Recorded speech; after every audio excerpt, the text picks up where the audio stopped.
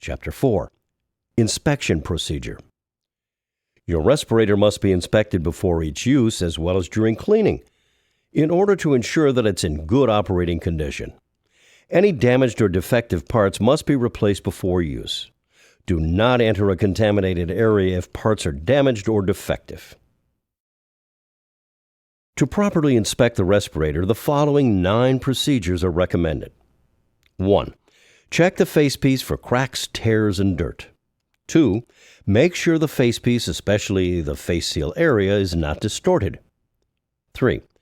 Examine inhalation valves for signs of distortion, cracking, or tearing. 4. Make sure that the head straps are intact and properly elastic. 5. Examine all plastic parts for signs of cracking or fatiguing. 6.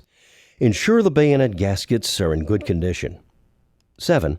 Remove the exhalation valve cover, examining the exhalation valve and valve seat for signs of distress.